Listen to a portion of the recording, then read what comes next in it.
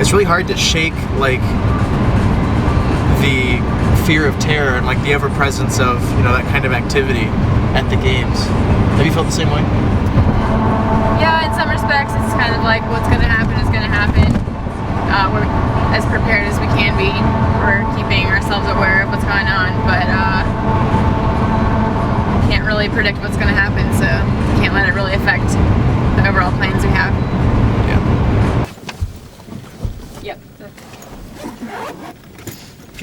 Like a tally of like. No, we should have it lit. So just I don't know, would it be a good travel device for anything? Does everybody had their own personal one? Oh, okay. We have like 30 bags. Is all this stuff being carried like by one person or one? Oh no, this is multiple. We carry like all the personal effects. Oh, okay. From each individual. What's most depressing about this is that we were so ready to like bring in all of this gear with all of these forms corresponding with it. Yeah. And we get in there, and the guy's just like, just bring your forms, I'll just stamp them. We've gotten some suggestions that some of our legislature liaisons have raised some real concerns About us going.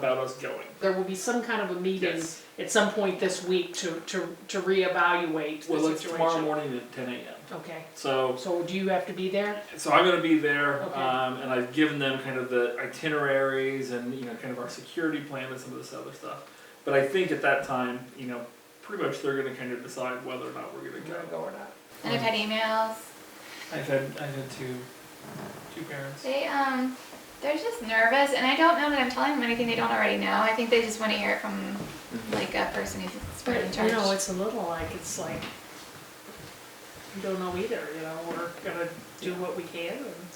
No, I mean, there's no good answer. There's a lot of things we don't know. I mean, I can't sit here and go, okay, here's what we're gonna do on day one, and here's what we're gonna do on day two, and so do we set down a rule and say, we're gonna have this meeting every night at 9 o'clock, and once you're on the ship, that's it? You can hang out on the ship and do whatever you want on the ship, but there's no leaving. We're going to check back with the cruise ship. I actually think that once they get on the ship, they're not going to want to leave. Okay. They said no food or drink on or off. So Yeah. it's either you Really? can't take. That's weird. Yeah, you can't take anything off with you, and you can't bring. So you anything can't bring a on. bottle of So that water. means they're checking for liquids? Right. Yeah. Wow. I know, which That's like secure. and it makes me feel better. The big thing is, and it always is communication. Yeah. And we'll have difficulty with that. You guys want to talk a little bit about workflow, like from like your standpoint here, or what you guys have kind of walked through already? We have like a tentative plan, right? Yeah. Because we won't know for sure until we get there. Great. But in general, Adam and Gary are going to be frontline people, so he's going to be mentor number one. Yeah. They've split the riders into two groups. The reason we broke up the riders too is to give it a little more structure, because we figured that on the ground they're going to be very clingy the first couple of days. Sure. And so it might be helpful to them to have some structure so that they're not all going to just one person and then the rest are, you know, sitting there and watching the show. They do first read, whatever that means.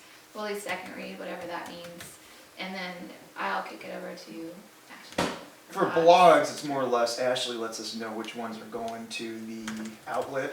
Those we give a read, a more thorough read. The ones that will go into our website and largely stay there, we'll streamline over to Colleen. Do packages. That would make it more of a multimedia package. Yeah. So that when you're pitching it to HuffPost or to whoever you're pitching to, you can say, we have photos, we've got video.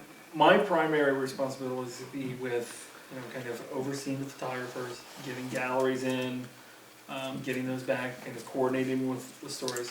Going out with some stories, you know, so if somebody, you know, two people in your group, or there's two people, or two groups split off, you know, I can go with one, you can go with the other one. That's where I think the nightly meeting comes in, is because we know what everybody's going to do the next day. If we can get Wi-Fi units that will provide us enough bandwidth to do a Skype live shot, we'd like to do them for Newslink. Okay. We've got some, Zach has been reaching out to all kinds of radio stations. We're going to be doing some interviews, I think, from over there.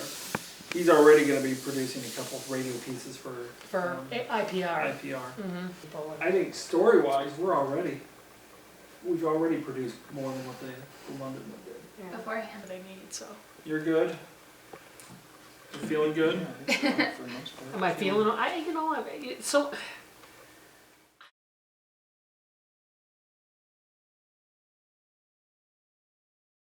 Our point was not to scare you. There are always risks involved with any worldwide sports event.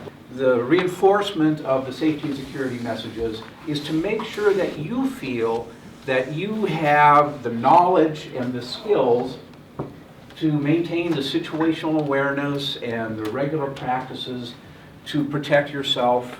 These people are here to make sure that you have the tools for a successful trip so you can focus on the journalism. This particular Olympics, even more so than London, is one where there are somewhat elevated concerns. Everyone in the department is hoping for a phenomenal learning experience.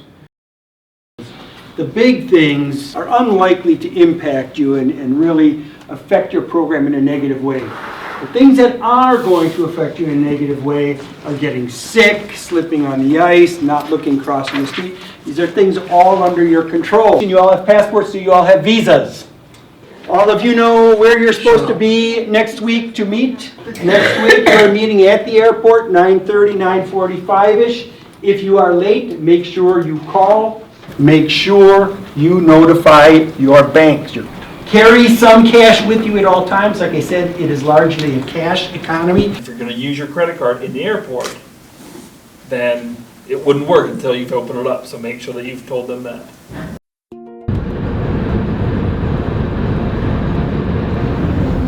Dominique, how you feeling this morning? Hungry, paranoid. We're all gonna die, so that's cool.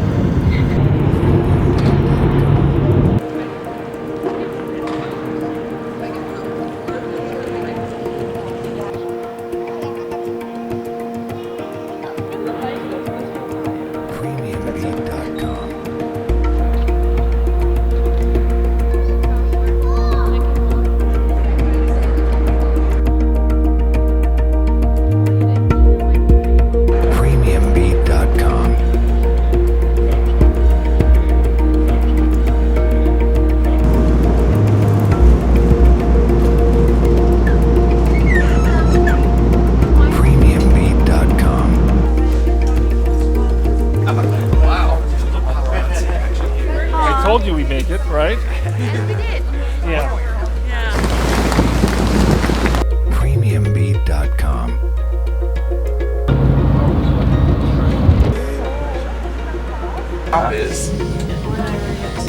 They have time to actually. No.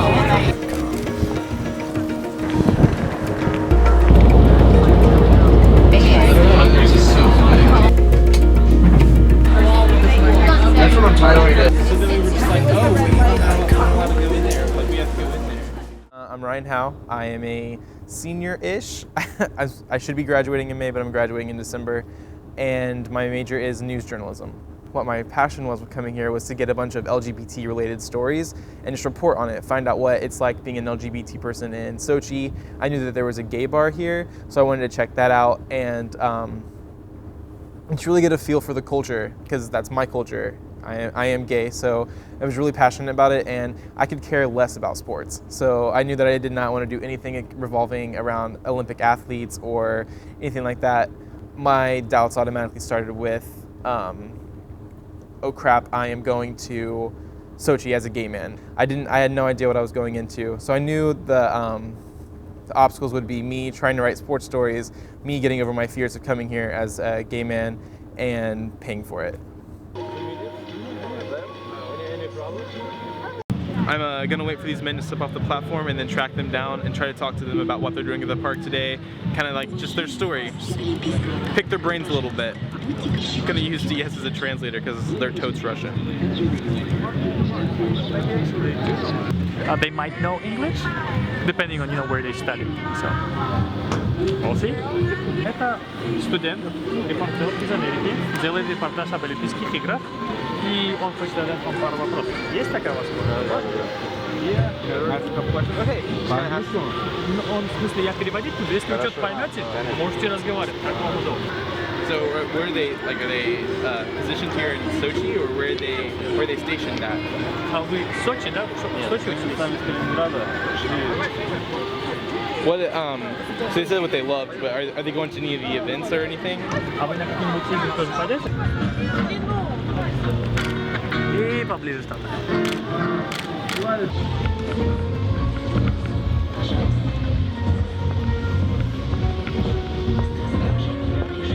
Okay, what we're doing is we're walking around talking to different people, just why they're at the games and stuff like that.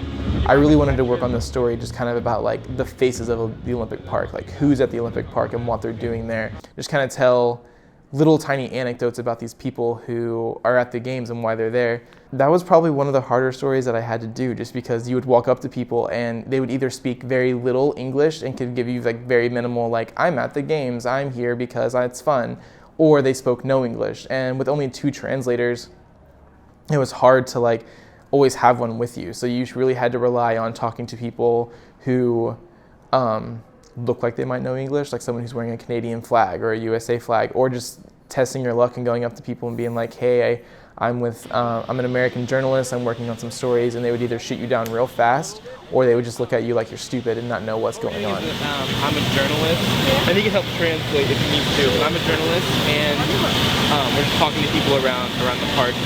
Throughout the park all day, there were different performers, and there were like accordion players or like hip hop dancers, but one of the most unique ones was this group of performers. Basically they were singers and dancers, and like they were very traditional and like a Russian kind of village, kind of like what Native Americans would be here in America, but that was their culture. And I just talked to them as they were walking to their performance. I talked to one of them.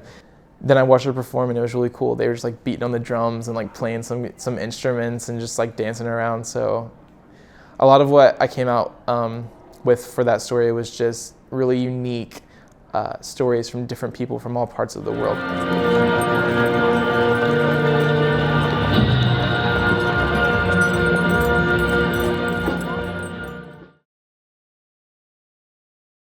Well, after I read that there was a gay bar in Sochi, I knew automatically that I wanted to go to it and kind of see what it was like and see if it was really as secretive and scary as people were making it out to be. But there was no way that I was being stopped from going there. I was scared about it, but I was gonna find a way to make it work. But then once we had people come in with security and stuff like that, talking about make sure you don't go around like saying you're gay, and make sure you don't let people know that you're gay, because that's putting a target on your back. Not only being Americans putting a target on your back, but being a gay Americans, like you're pushing it. So once we got to Sochi, it was the second night we were here, and me and Ryan Sparrow and Matt Amaro, the other gay man on the trip, he's a photographer, took a translator, and we went there. We got lost. We couldn't find the place because it's literally in a back alley, and it's just a little brown door with a little red rug in front of it and a little sticker that says Cabaret Mayak. Like, there's no sign, there's no flashing lights. So seeing that kind of made me a little bit nervous about it, like this is kind of sketch. But once we got in there, it was just like every other gay bar that I've ever been to, like leather pants, men's shirts unbuttoned, a lot of muscles, people making out at the bar. So like I was starting to calm down a little bit from my original nervousness. And then once we started talking to the owner of the bar, it just like washed away from me, because he was saying how they don't get harassed, how everyone in the city is really forward thinking. It's a very open-minded city. It's not like the rest of Russia, as in basically because a lot of foreigners come here. It's like a pardon almost, like you don't have to worry about it. It blew my mind because they came out and they were singing like the Russian national anthem. Like the entire bar was just like holding their drinks in the air and like belting out the national anthem of Russia. And then at the end of it, they were just like chugging their drinks and like making out with each other. Like it was so eye-opening to me, just because I would never think they'd had that much national pride after being so discriminated against.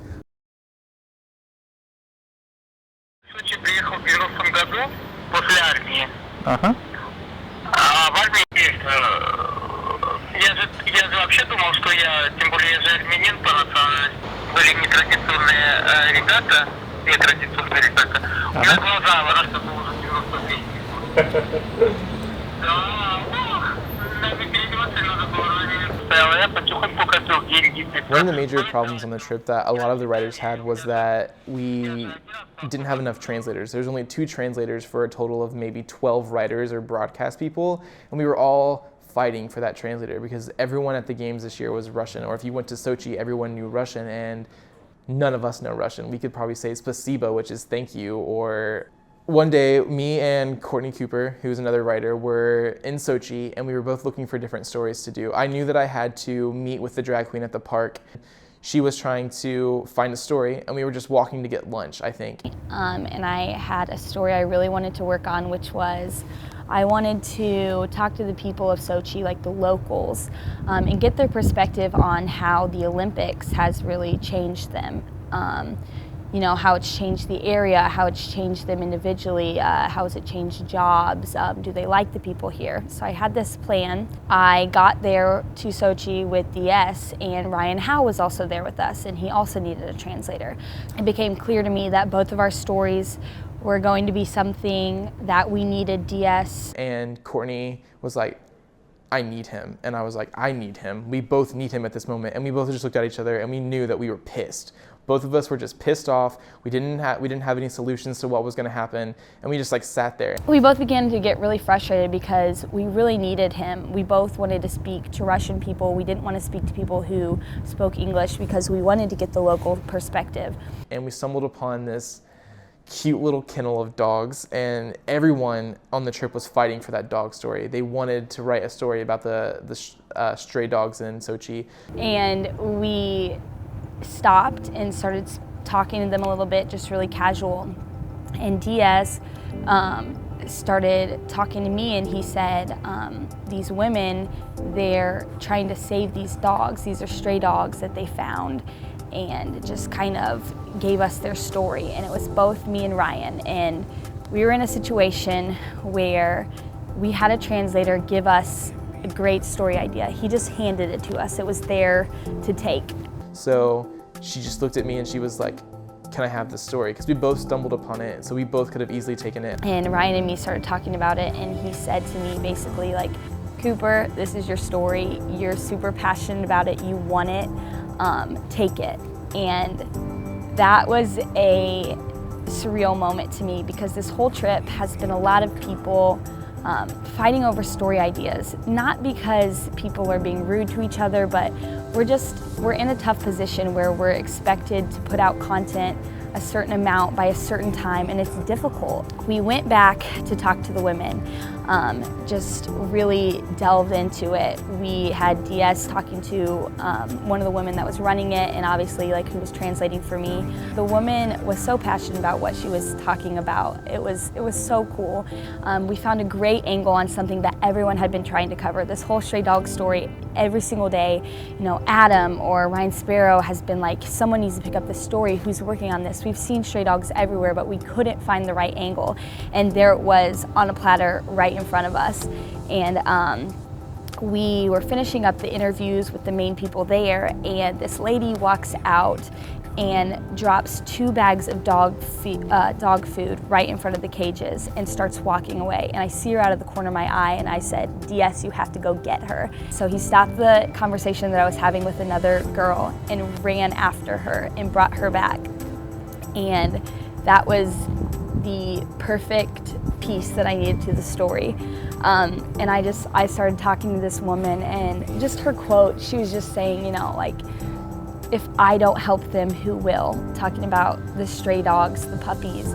She'd adopted 7 animals. She had seen one of the animals die. She had adopted them all from different places. And you know, we finished up our conversations with them, and I just started bawling.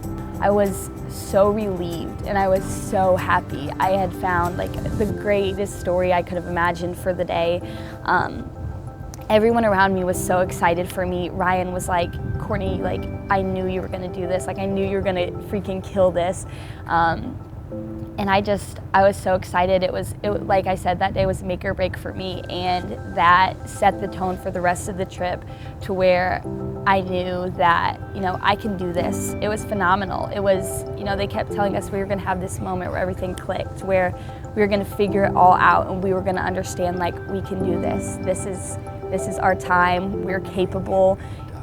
We've been preparing for this, and I finally had that moment, and it was more phenomenal than I ever could have imagined. This whole experience is really weird. Like, you just randomly talk to people, and then you like find like really cool stories, which is awesome, in my opinion. And like, even if you're not gonna write it or take pictures of the people or do video, it's still interesting to listen to people. I thought I was gonna be doing more work, and I haven't been. But I think that's just a problem that all the writers have with each other, and not just like really story-wise, because there's a lot of competition for no reason. So that's one of the things. I didn't expect like major competition. And plus we made it like a big, security was a huge problem that we expected to have, and we didn't have bad security, like bad like terrorist attacks at all. I feel safe here. Like, I call this my home. Like, I walk around barefooted. This is my house. I live here. So I've kind of always knew this, but I guess it's more emphasized now. I can't do deadlines. Like, I can never be in the newsroom. And I feel like a lot of the magazine writers like Kayla, Holly, I think even Joe, we're used to extended deadlines, whereas news is just like, oh, you have a story, you do it the next day. I hate deadlines. I don't like that style because there's no love in your story.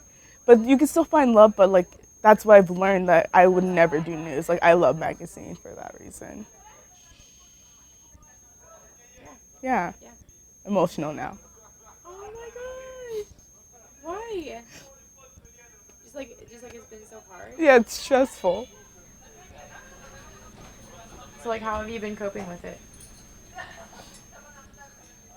I've gotten hives like the first 2 days, like horrible hives. That's life. But like, I'm a positive person, so I'm just like, whatever, woo. But now I'm like stressed. It's gonna be great. Like, I think like you have to be stressed. That's when you know things are going right, even if it's going horribly wrong at the time. When you're stressed at the moment, that means like, okay, get yourself together so you can like put out good stuff. So stress is good. Crying is good. Like, I'm not embarrassed to cry. I don't like crying, but it just like, yeah, like get things in line without cursing and fighting with each other.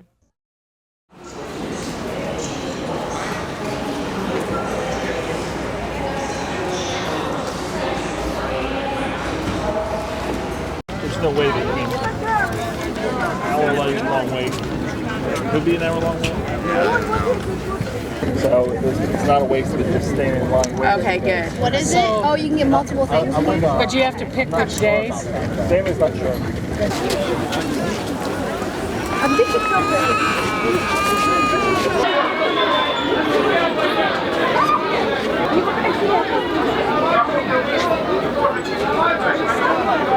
Либо решить проблемы с билетом.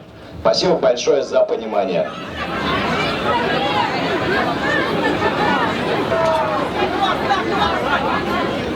We were in line to get tickets into just the Olympic Park for today and possibly for the rest of the week, because you can buy 8 per person at one time. So we waited in line for like 2 hours, and then they had an announcement saying that they sold out for today, but we could still buy for tomorrow. We were waiting for, the tickets, and after a while it started getting even more rambunctious, and there was even more shoving, and all of the announcements are coming in Russian, and they're coming from the staff in Russian, and luckily we ran into a woman that did speak English, and she was willing to translate for us. Ребят, билеты на картину, сейчас, как идти, куда? Эй! Мужик! Посмотри сюда, эй! started getting a little concerned for these two, so at some point I finally said, okay, let's go. And they got out, and as soon as I tried to go out, I was shoved against the wall and I couldn't. And it wasn't anybody like doing it was just everybody else's body. And everybody was just pushing forward, and we didn't really know why we should keep pushing forward, if we should or not. And then eventually we found out that all ticket sales were stopped for the Olympic Park because I think they can only sell them one day out. I was pinned to the wall for probably a couple minutes until finally a Russian guy kind of, came in and shoved people aside and grabbed me and just, yanked my jacket out and pulled me all the way out. So it was really intense. People coming up trying to explain to us why they need to get past us, and we don't know if they're just like making things up because they're only speaking in Russian. Yeah, it was a little scary. There was even the front door had broken glass on it from some of the people pushing it.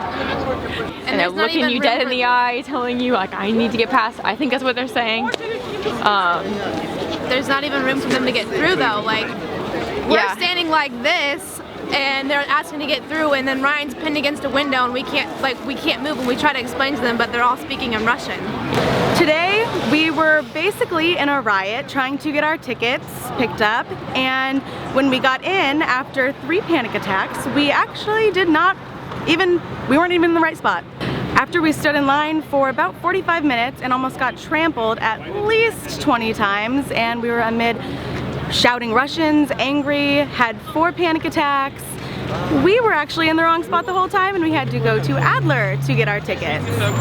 No one could speak English at the Adler train station, so we got in line, but it was how long? I mean, super long. So we figured by the time we got that, we would miss it anyways, because it takes so long to get up there. I was like, we didn't know how to get we didn't know how. We were alone.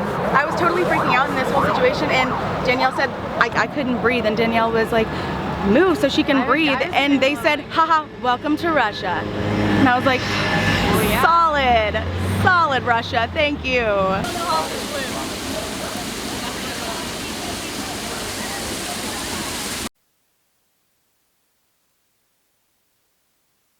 The biggest challenge is definitely the language barrier, because we did not expect it to be this bad. I think that we thought we were a little entitled as Americans. You know, everyone speaks at least a little English. No, not everyone speaks a little English. It has been incredibly difficult to find interviews the first few days, but now I think we're getting into a groove. So I think it's getting a little better, and our translators are the best people on the planet right now for all of us, I think. I've learned that I am not as used to being on a deadline as I thought I was, because I have been trying to crank out 1 story a day, and right now I'm working on 4 for today, and it's because things are getting backed up and edits are getting backed up. I've learned that I cry a lot more than I thought I did. I am not as strong as I thought. When the stress comes on, a lot of us have just been bawling our eyes out to each other and then locking ourselves away and then just wanting to punch each other. So I think that I've learned, since I'm about to graduate, how to deal with a working environment and how to be a grown-up around people who I may just want to sock in the face a little bit. Okay, so what you're doing is freaking out for other people's problems. Colleen says that in a gentle tone because she's pissed off with everybody else, not with somebody that's turned in their... I mean, as long as you've turned in your pieces, you're fine. Since the first night, it's just been, all of us have been trying to get content out, and we usually don't get back to the ship until about 10 because we're trying to get our stories while also enjoying the experience of being in Sochi, Russia for the Olympics. So when we get back, we're all just tired and crabby and cranky, and sometimes we mess around for a little bit and then we have to get to work. And I know the past few nights for me, the second night I got 2.5 hours sleep. The past 2 nights I've gotten 45 minutes of sleep each. So I'm starting to feel the drag. I know it's not going to be a very resting job being a journalist, but it's worth it, I think. A couple other people I've talked to have been getting really bad hives. They've been breaking out a lot and body aches and stuff like that. So the sleep has been a big problem.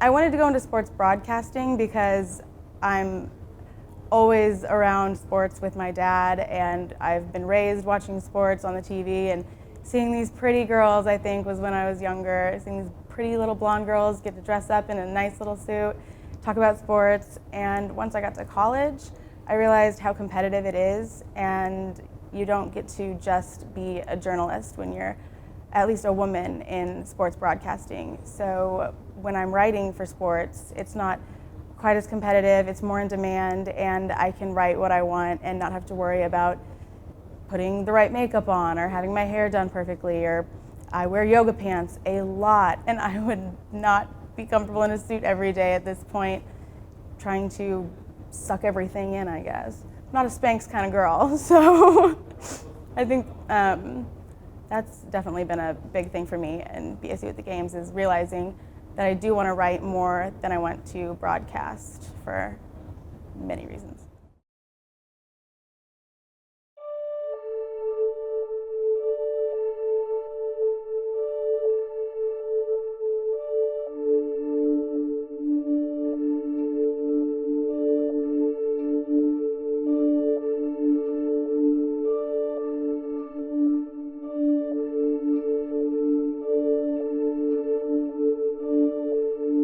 We all came back really defeated still, even after this was all said and done. I felt like we were all pretty defeated. Everyone is going to judge this trip based off, you know, the pictures that they see on Facebook and how much fun we had and all of that. So for us though, all we're thinking is there was all these expectations about how many clips we needed to get, what kind of stories we were gonna get. And we had those expectations for ourselves too. And we just were so disappointed. We set the bar so high and we just didn't reach it. I was very disappointed when I first got back. I thought that I had totally messed everything up and just like didn't produce enough stories that I'd set way too high of expectations for myself. And when I got back, I thought that both Colleen and Ryan were just gonna like tear me up and tell me that I had done a shit job, basically. No one can comprehend the amount of problems we went through on this trip. Like, it's unfathomable. You had to be there. You had to, you had to be there through like the tears and the fighting and the just all the problems that we had. People don't understand. And for Colleen to say like everyone here is going to be so proud of you was huge. I think we needed that today. I think we really came out of this trip feeling like we had failed. I felt that way, and at the end of the day, I have taken experiences and learned so many things from this trip that will make me as a better person, a more understanding person, just a more cultured person. And you know, that's what being a journalist is all about, is finding these stories and finding these people to tell their stories. I remember that moment where like the first person came up with me to take a picture, and she's like, yeah, Olympics, yeah, let's take pictures. This is not as bad as like everyone was making it, which was cool. And it was just this moment, sorry, that you just lose the barriers that you think would happen, and you're just like that little moment where you're just like, this is great, interacting with someone, and you just like for that little time period you're just taking a picture, and that was more of the real experience that I don't think a lot of people got. Like they just were trying to get these clips, which wasn't like, I mean, that was why we went there, but you're supposed to get the experience of like interacting with a different kind of people. We're all the same, but not really. And that was the real trip, like just meeting different people. It's not about writing or taking pictures or audio or video. It's about like learning about other people in different cultures. We didn't get the clips we wanted. We didn't get the stories we wanted. We didn't get the numbers that we wanted. But we learned so much. We learned how to deal with problems that we could never face here in the United States. We learned how to deal with, you know, people who didn't want to talk to us. We learned how to deal with co-workers that we're going to have to deal with someday. We had to deal with professors who had their own agendas, and you know, everyone just trying to get all of these different people together to make this big production. We just could have never imagined the amount of problems we had, but because of the problems I faced, I became a better journalist. I didn't come out of here, I don't know, just all it comes down to is I didn't get the clips I wanted. I didn't get the stories I wanted, but I'm a better journalist because of this trip, because of this experience. and that's priceless. I mean, you can't put a number of articles on the experience and the things that we learned. You just can't. So. Oh my god. No, the pilot is Can you kind of ask them to describe like their best?